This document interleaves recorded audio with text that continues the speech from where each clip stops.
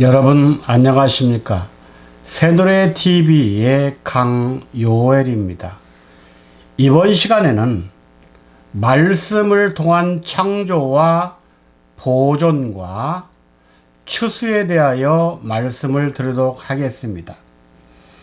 하나님의 말씀은 로마서 11장 35절부터 36절까지 말씀입니다. 누가 주께 먼저 드려서 갚으심을 받겠느냐?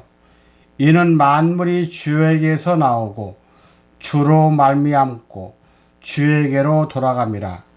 영광이 그에게 세세에 있으리로다. 아멘.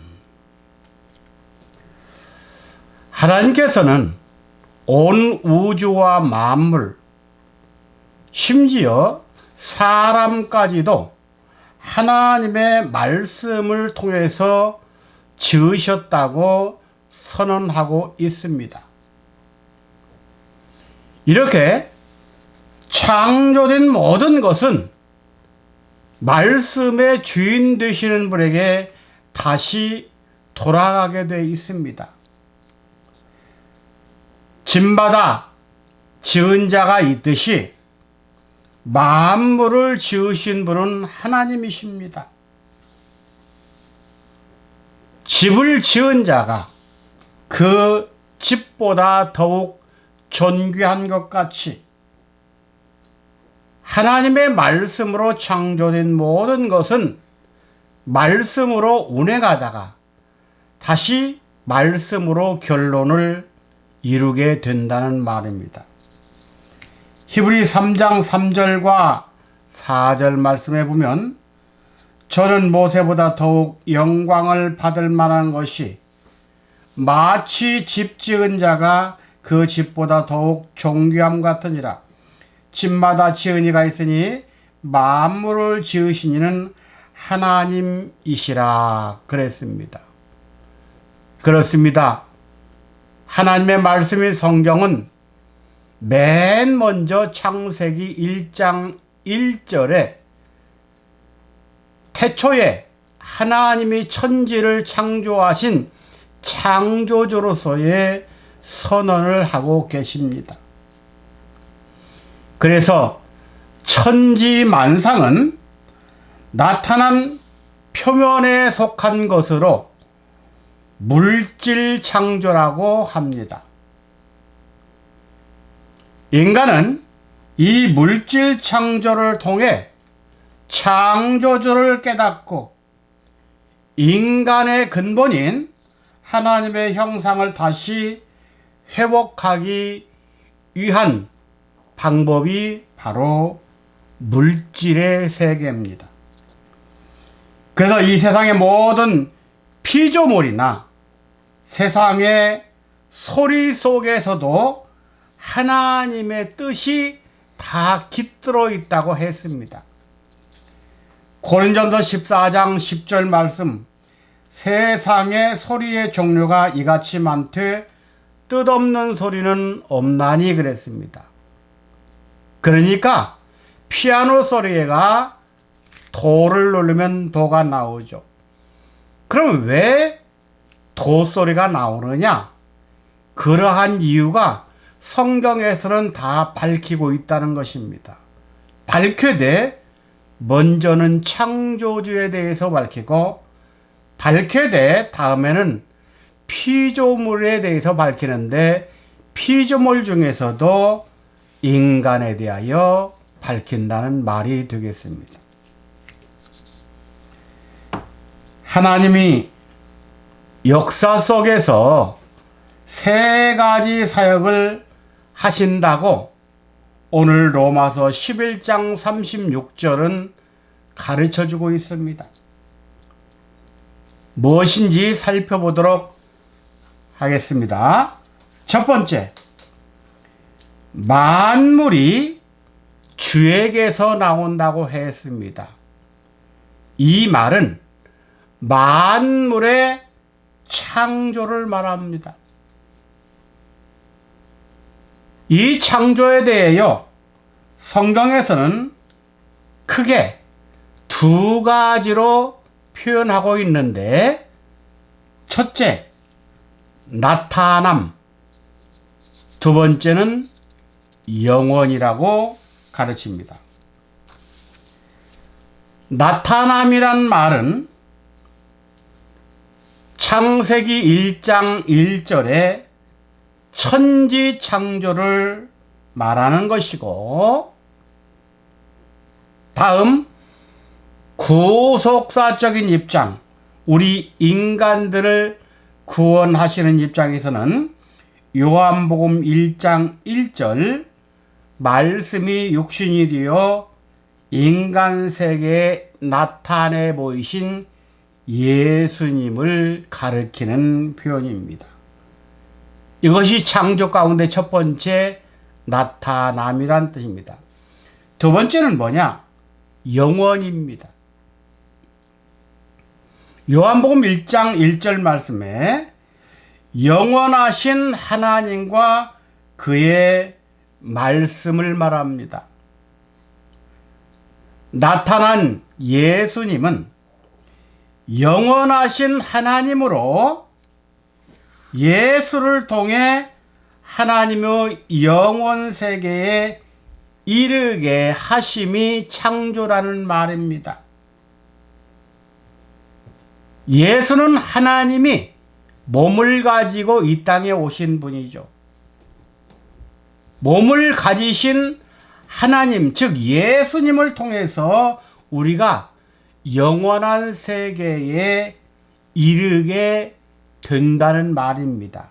이것이 영원 창조입니다. 두 번째, 만물이 주로 말미암았다고 했습니다. 이것은 보존을 말합니다. 창조된 세계는 첫째, 경건한 자손이 나올 때까지만 존재하는 유한적 세계입니다. 왜 하나님이 만물을 지으시고 지금까지 없애지 않았느냐? 경건한 자손. 성경 히브리 원어에서는 뭐냐? 하나님의 자녀가 나올 때까지만 이 창조, 물질의 세계가 존재한다는 말입니다.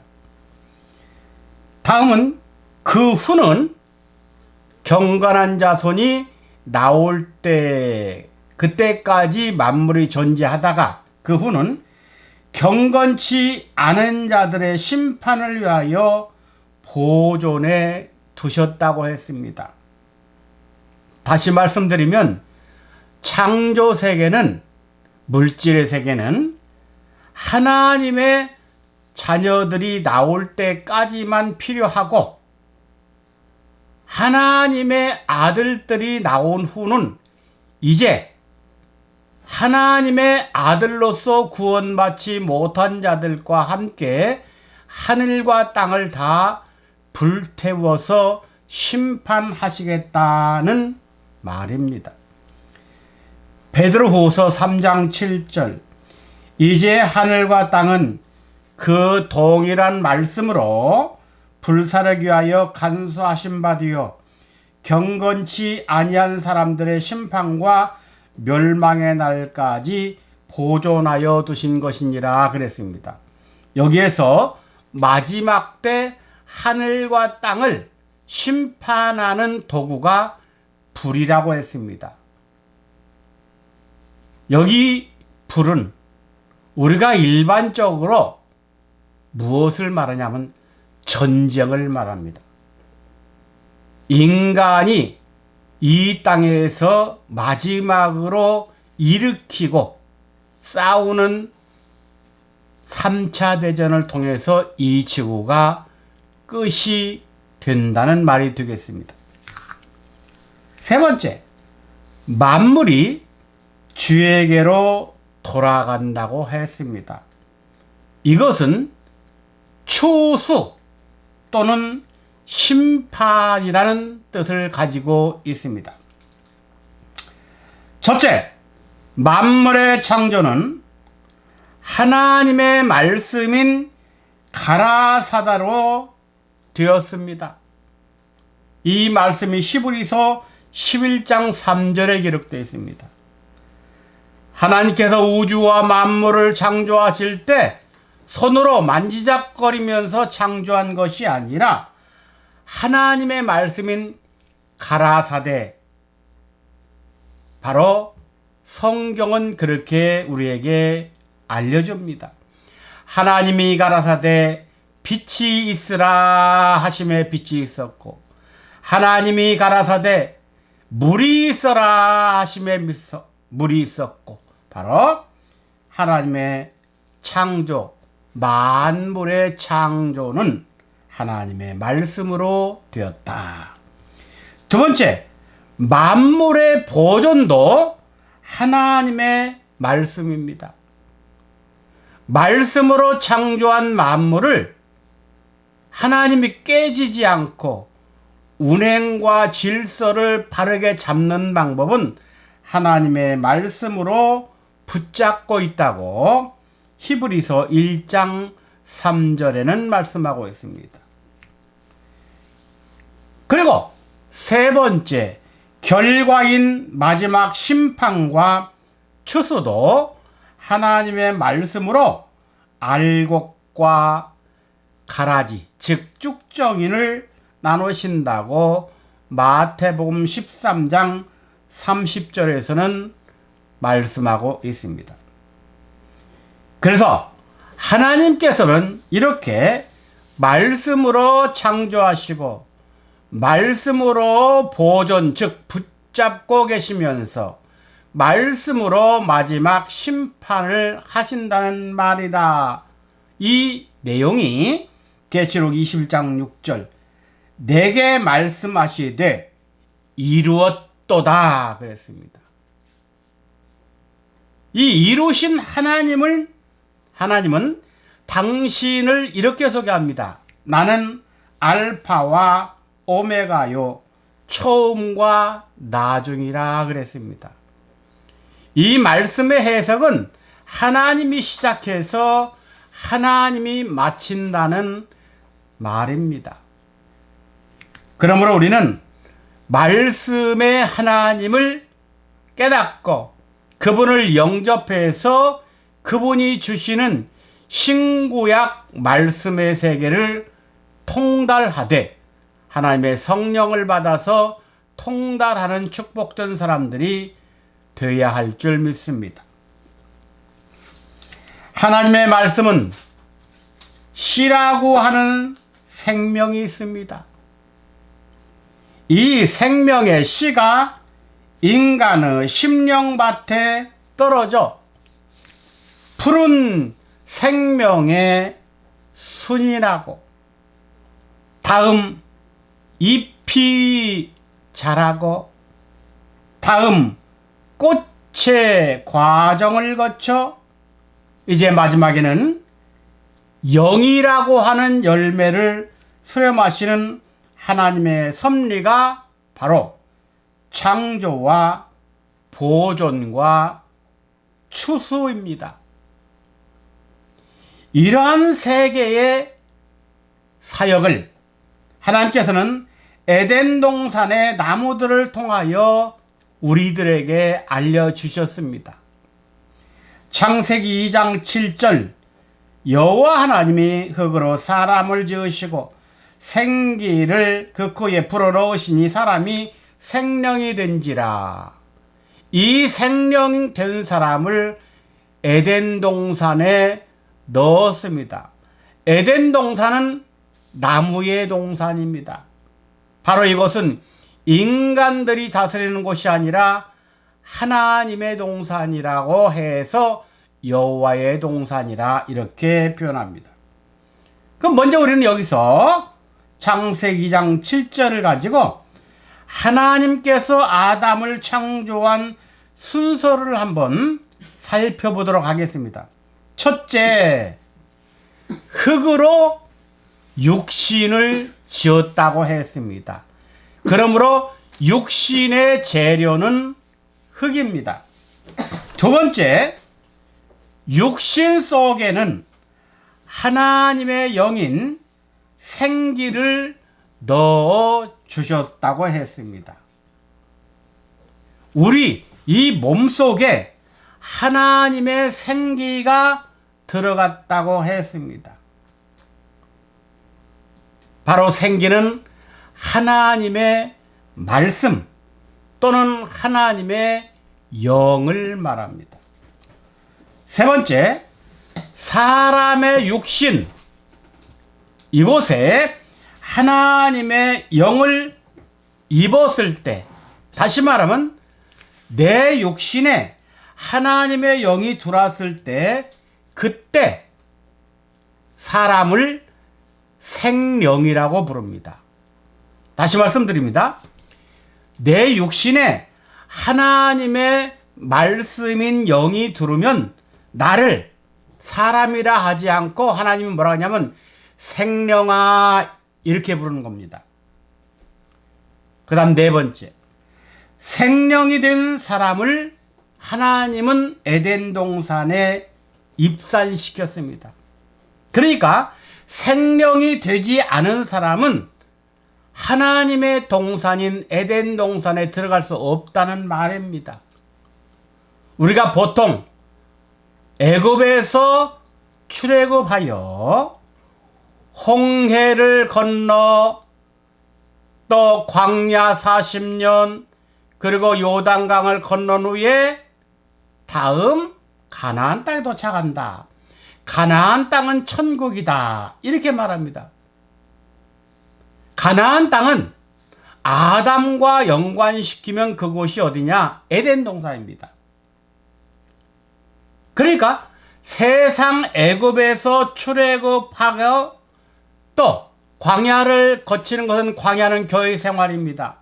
교회 생활을 한 사람들이 마지막 때 들어갈 장소가 가나안 땅인데 이 가나안 땅에 들어가려면 아담으로 말하면 첫사람으로 말하면 생령이 됐을 때 그때 들어간다 그 말입니다.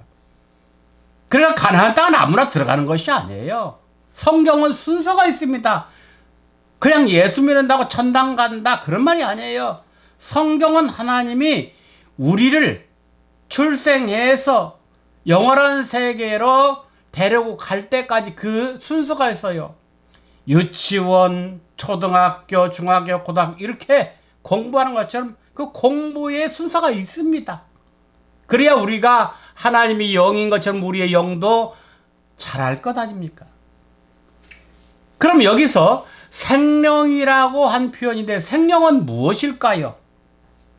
생령은 사람이 영이신 하나님과 서로 교통하고 교제하기 시작할 수 있는 상태를 말합니다. 생령이 되지 않은 사람들은요, 하나님과 교통이 안 돼요. 그런데 우리는 그냥 하나님하고 기도하면 하나님이 다 듣고 교통하는 줄 알아요. 그렇지 않습니다. 생령이 됐을 때 비로소 하나님과 교통의 길이 열린 거예요. 이것을 역사적 사건, 다시 말하면 아담이 생령이 되는 사건을 쉽게 역사적 사건 성경 속에서 살펴보면 이렇습니다. 사도행전 2장 1절부터 4절에 보면 마가 요한의 다락방에 120명의 문도가 있었습니다. 이 사람들은 감람산에서 예수께서 승천할 때 예수님의 승천을 봤어요. 그때 본 사람들은 500명입니다. 500명 가운데 380명은 다 세상길로 떠나고 120명만 남았는데 그 120명에게 하나님의 신 예수가 하셨던 말씀이 기억이 난 거죠. 뭐냐? 너희는 예루살렘을 떠나지 말고 내가 아버지를 통해서 성령 줄 테니까 그 성령 받아라 그랬어요. 그래서 부활하신 후 40일 동안 계시다가 40일째가 된 그때 하늘로 구름 타고 승천하셨죠. 승천하시고 나서 10일 만에 성령을 보냈습니다. 그걸 오순절이라 그래요. 해서 이 오순절 날 120명이 성령 받았죠. 그 상태를 생령 상태라 그렇게 말하는 겁니다. 또 한 사건이 있습니다. 예수님이 부활하신 후에 제자들이 예수 믿는 사람들을 다 잡아 죽인다는 소식을 듣고 숨어 있을 때 예수님이 그들에게 나타났습니다. 나타나서 맨 먼저 하신 말씀이 평강하뇨 그랬어요. 불안에 덜덜덜 떨고 있는데 평강은 무슨 평강입니까? 그리고 나서 예수님이 직접 제자들 향해서 하신 액션이 있습니다.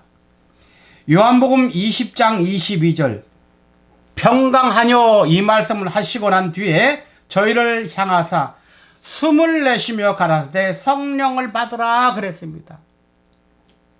제자들이 뚝 있는 데에서 숨을 쉬 내쉬면서 성령 받으라 그랬어요. 그러면 그때 믿음으로 성령을 받은 사람은 생명이 됐을 것이고 믿음으로 못 받은 사람들은 생명이 못 된 거죠. 이들 또한 마가 요한의 다락방에서 오순절 성령을 받게 됩니다. 하나님으로부터 성령을 받고 생명이 된 아담은 에덴 동산에 들어가 여러 가지 시험을 통과한 후 최종에는 생명과를 따먹음으로 이제 인류 구원은 완성이 될 수 있었던 것입니다. 그러므로 누구든지 영생에 들어가려거든 먼저 하나님의 생기를 받아 생명체가 되어야 하고 그 다음에는 선악나무의 시험을 거쳐 승리한 후 마지막으로 생명과를 따먹고 영생하게 되어 있는 것이 성경에서 말씀하시는 구속사의 완성인 것입니다. 이에 대하여 사도 바울은 고린도 교회 성도들에게 다음과 같은 말씀을 선포해 주심으로 성도들이 마지막 때 영육간 죽지 않고 사는 비밀을 가르쳐 주었습니다. 고린도전서 15장 44절 육의 몸으로 신고 신령한 몸으로 다시 사나니 육의 몸이 있은즉 또 신령한 몸이 있느니라. 흙으로 지은 몸이 있는 자가 이제 하나님의 생기를 통해 생명이 되어 생명나무 실과를 따먹으면 신령한 몸, 영육간 죽지 않는 몸으로 바뀌어진다 그 말입니다. 또 한 구절은 고린도전서 15장 49절 우리가 흙에 속한 자의 형상을 입은 것 같이 또한 하늘에 속한 자의 형상을 입으리라 그랬습니다. 우리 분명히 흙으로 지었고 흙으로 만든 아담의 후손이죠. 근데 예수를 믿고 이제 새 사람으로 바뀌었죠. 새 사람으로 바뀐 우리를 이제 마지막 때 오시는 태초의 말씀 아버지라고 하시는 분이 오셔서 우리를 영의 말씀으로 바꿔준다는 거예요. 지금까지 우리는 땅에 소속돼서 땅의 것만 바라보고 땅의 것만 먹었습니다. 하늘의 형상을 입으려면 어떻게 됩니까? 하늘에서 오신 분을 먼저 만나야 되죠. 그리고 그분이 하늘에서 가지고 온 양식을 먹어야 될 거 아닙니까? 예수님 오셨을 때 나는 하늘로서 온 만나라 하겠습니다. 그럼 마지막 때 오시는 분이 하늘로서 오시기 때문에 죽지 않는 말씀 만나 갖고 올 거 아닙니까? 그걸 믿음으로 받아 먹을 때 하늘의 형상으로 바뀌어진다는 말입니다. 이것이 구속사의 완성인 거예요. 인류 구원을 위한 하나님의 창조는 로고스라고 하는 말씀으로 시작하여 말씀으로 진행하고 말씀으로 마치십니다.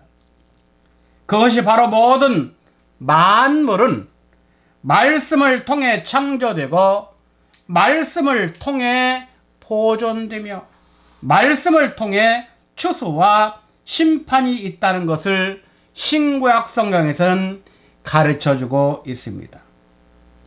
만약 우리들에게도 하나님이 말씀으로 만드신 그 말씀의 요소를 걷어가시면 우리는 죽습니다.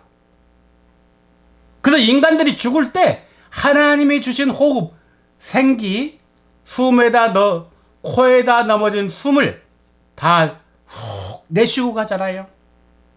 이게 하나님이 걷어가는 장면입니다. 우리가 현재 이렇게 보존하고 말씀을 증거하고 들을 수 있는 것은 하나님의 말씀으로 나를 붙잡아 주시기 때문에 이렇게 보존되어 있는 거예요. 말씀이 없으면 죽어요. 끝납니다. 하나님의 것으로 쓸모가 없어졌다는 말입니다. 그러므로 우리가 살아서 영원한 천국 입성을 하려면 반드시 태초에 말씀이 있어야 한다는 것을 성경은 강조합니다.